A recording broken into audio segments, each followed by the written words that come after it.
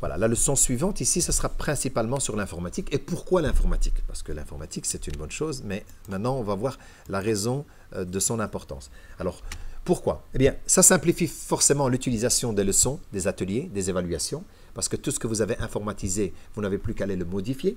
C'est très simple. Mais si vous l'avez fait sur feuille, ben vous êtes bon pour chaque fois tout réécrire. Alors, il y en a qui aiment faire ça.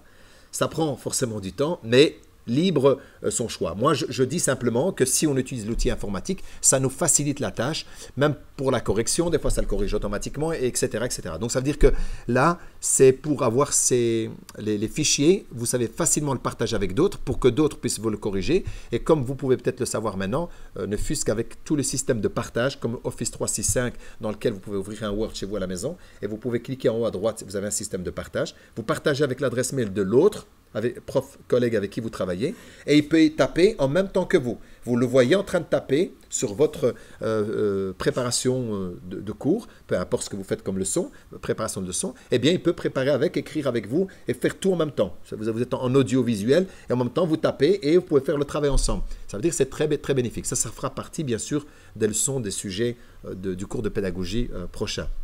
Comme ça, vous voyez comment vous pouvez travailler sur le même fichier, ensemble, à la maison. Et vous le voyez, son curseur est où? Il peut aller sur une page suivante, il rajoute une page. Ah, vous voyez, il y a une page qui se rajoute. Lui, il est en train de travailler en dessous, et puis l'autre sur l'autre page. Et vous travaillez. Quand c'est fini, quand tout est fait, on fait la mise en page pour qu'elle soit unique. Ça veut dire le même travail. Si vous avez un niveau, première année, il y a 3 profs ou 4 profs du même niveau, vous travaillez sur le même, en même temps, vous parlez. Ah, moi, je fais celui-là. Moi, je commence déjà à mettre les images. J'insère. Sur le même fichier, vous êtes en train d'insérer, tu le vois, une image qui arrive, plic, ploc, ploc. Toi, tu es à la maison, tu te demandes quoi? Eh bien, ça, c'est la simplicité, la facilité de travail. Chacun reste à la maison, il n'y a plus besoin de se déplacer. Donc voilà, ça c'est aussi des cours bien spécifiques qu'il faudra faire forcément. Hein.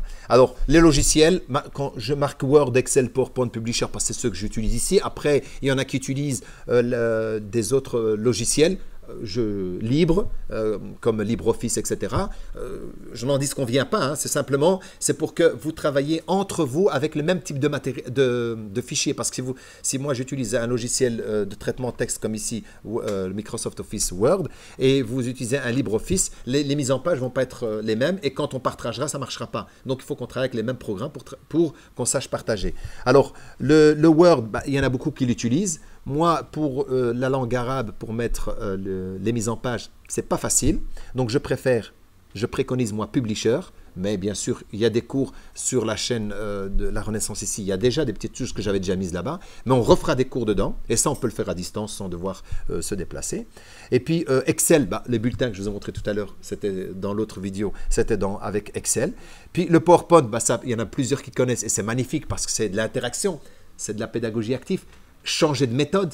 J'ai montré un texte avec le livre et puis je fais un PowerPoint avec les élèves doivent deviner. Ils aiment ça pour essayer de trouver. Donc, vous voyez, le PowerPoint, ça pourrait être super intéressant. Active Inspire, vous pouvez faire comme j'ai déjà donné les cours précédents que j'ai publié aussi sur YouTube, là, avec comment rendre les choses interactives. Cliquer, les informations arrivent, ou bien cacher quelque chose, le faire découvrir, etc. Donc ça veut dire que le cours, il est déjà préparé, que si c'est à la craie, vous devez tout écrire. Mais quand vous avez le dos tourné, les élèves, le temps de copier, les élèves vous perturbent, ils sont en train de parler. C'est pour ça que quand vous écrivez vos tableaux, il ne faut pas rester longtemps à écrire, il faut écrire et vous retourner, souvent regarder, ou alors demander à quelqu'un de venir écrire. Il faut voir bien sûr si l'écriture elle est belle, etc. Donc voilà, il faut veiller à ne pas avoir le dos tourné pendant longtemps. Donc dans ces cas-là, quand tout est déjà préparé et que c'est déjà, on n'a plus qu'à le projeter, c'est magnifique. Après, j'ai envie de dire, imaginons que pour une raison XY, il n'y a pas de courant, électricité, il y a une panne, mais j'ai un tableau où je peux écrire à côté, mais j'ai déjà conçu mon cours, donc j'aurai plus facile voilà, de quand même le concevoir et retravailler les choses. C'est simplement remettre en pratique ce que j'avais déjà préparé au préalable.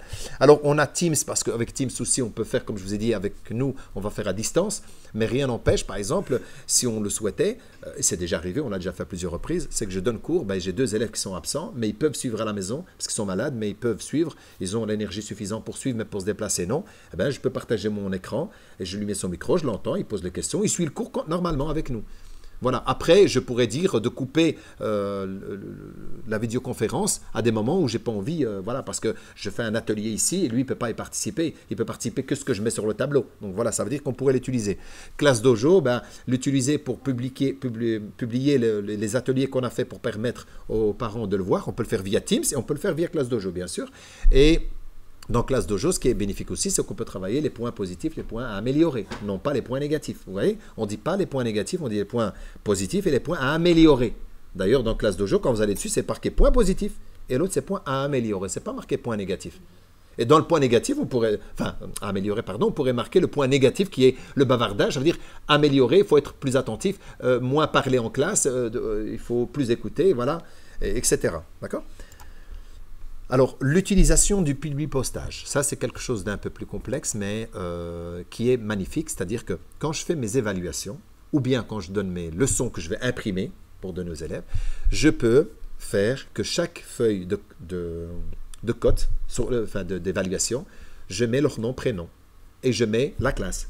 Et je peux même, encore mieux que ça veut dire que je garde un modèle d'une page d'évaluation, question 1, question 2, question 3, et dans les questions-là, vous lui marquez question 1, question 2, 3, je mets dans un Excel les questions, je prends mon document vierge qui est déjà avec, que ce soit avec Word ou peu importe, il y a déjà la mise en page. Moi, je vais changer dans l'Excel simplement les champs qui vont être remplis. Et vous allez avoir le contrôle qui est rempli avec le nom de l'élève. J'imprime les pages pour chaque élève. Et il y a déjà son nom, il y a déjà la classe, il y a déjà la date. La date est déjà mise, vous le mettez là-bas en une fois. Vous ne devez plus vous casser la tête à faire une mise en page. Je fais une mise en page type qui correspond à la manière que je fais toujours ma dictée préparée, par exemple. C'est toujours la même. Eh bien, je laisse ma mise en page la même. Je mets que les emplacements de mots à remplacer et de lettres à remplacer. Je les tape là-bas, ils viennent se mettre à leur place. Directement. On n'a rien besoin de faire. Tu remplis les champs, tu valides, tu ouvres le fichier, tout est dedans et ça te donne le nombre d'élèves que tu as. Tes élèves que tu as, si tu as 15 élèves, bah, tu auras 15 feuilles qui sont là. Quand j'imprime, il y aura 15 feuilles qui vont s'imprimer avec le nom. Et l'avantage de ça, c'est quoi? C'est que j'ai donné l'évaluation ce week-end. Et puis le week-end d'après, je remarque, il me reste 3 feuilles. C'est qui? Ah ben c'est celui qui était absent. Mais viens, tu dois faire ton contrôle, toi. Tu étais absent. Mais j'ai encore... Tu as toujours les feuilles avec le nom, tout est indiqué. Que quand vous gardez des feuilles blanches pour ceux qui sont absents, bah, des fois, vous ne vous rappelez plus c'est qui. Il faut prendre votre cahier de code pour voir c'est qui devait faire le contrôle, l'évaluation ou pas. Donc le publipostage, c'est quelque chose qui va vous permettre de mettre des choses dans un document avec les choses que vous pouvez varier. Le texte, imaginons que j'ai toujours les types de questions, un texte. Je parle de quelque chose qui est répétitif. Si maintenant vous voulez mettre que les noms, prénoms, mais tout le reste vous changez vous la mise en page, c'est possible aussi. Hein. Mais quelque chose qui est toujours le même, j'ai un texte, j'ai toujours des questions, voilà, 2, 3, 4 questions, ça dépend. Puis j'ai en dessous un emplacement où ils doivent, eux, me faire fabriquer quelque chose, une phrase, ou me traduire, ou que sais-je. J'ai les mêmes mises en page, je vais dans un fichier Excel, j'ai déjà que des colonnes, elles sont déjà là, je n'ai plus qu'à changer les textes. Et une fois que j'ai validé, il va tout me changer, et c'est tout. Et ça va me donner un document déjà avec tout dedans, et je peux l'imprimer. Ça, c'est un truc qu'on pourrait voir vraiment vers la fin, mais c'est possible. Ici, c'est surtout pour vous dire que c'est quelque chose qui est intéressant et que vous savez que ça existe. Ça facilite la tâche. Donc, le publipostage n'est pas pour aujourd'hui, mais que ça existe. Pour l'année prochaine, par exemple, quand vous allez déjà avoir une facilité de maîtrise de mise en page basique, et vous allez voir, vous allez chercher à comment automatiser les choses. À ce moment-là, on pourra le voir. Alors, la manière de sauvegarder toutes les informations, bah, c'est le cloud. Le cloud, ça veut dire en anglais le nuage. Et là, on a le OneDrive, le Dropbox, le Google Drive. Voilà, chacun travaille avec une clé USB virtuelle. Moi, je l'appelle une clé USB virtuelle parce que c'est dans le nuage. Et vous mettez les fichiers où vous voulez, vous le partagez avec qui vous voulez, ou bien vous mettez un dossier, il est partagé avec, comme on l'a déjà fait hein, pour certaines choses. Mais c'est facile, ça veut dire que vous travaillez à la maison, il faut une connexion Internet, ça oui. Et vous mettez vos fichiers, on les retrouve, il n'y a plus besoin. Ah, j'ai oublié ma clé USB. Ah, j'ai oublié mon travail, je l'avais mis sur ma clé USB. Maintenant, tu viens à l'école, tu l'as oublié, c'est rien, je prends un PC, tu vas sur ton compte, tu reprends ton fichier, et je te le mets sur le PC que tu as besoin. Ça veut dire que tu ne pourras plus jamais oublier ton cours à la maison. S'il est sur Word, Excel, ou Publisher, ou PowerPoint, ou ActiveInspire, mais il est toujours avec toi. Même si tu as oublié tout ton cartable à la maison. On va dire le cahier de code. Mais tu as le bulletin, il est sur le cloud. Hein. Tu n'as qu'à noter les points directement. Tu vois, si tu veux, tu pourrais même l'ouvrir sur la page, tu fais les présences dessus, bla bla bla, et voilà. C'est tout est fait. Tout pourrait être fait sans avoir de matériel avec soi. Le système cloud, en tout cas, c'est une facilité d'avoir ça en ligne. Comme ça, peu importe où vous allez, vous n'avez plus besoin de prendre de mallette ni rien du tout. Et voilà, ça facilite. Alors, pour bien sûr tout ce qui est le logiciel ici, je vous en ai parlé, mais chaque truc aura un cours bien spécifique d'apprentissage, de l'utilisation, et vous facilitera la tâche pour pouvoir y travailler plus tard.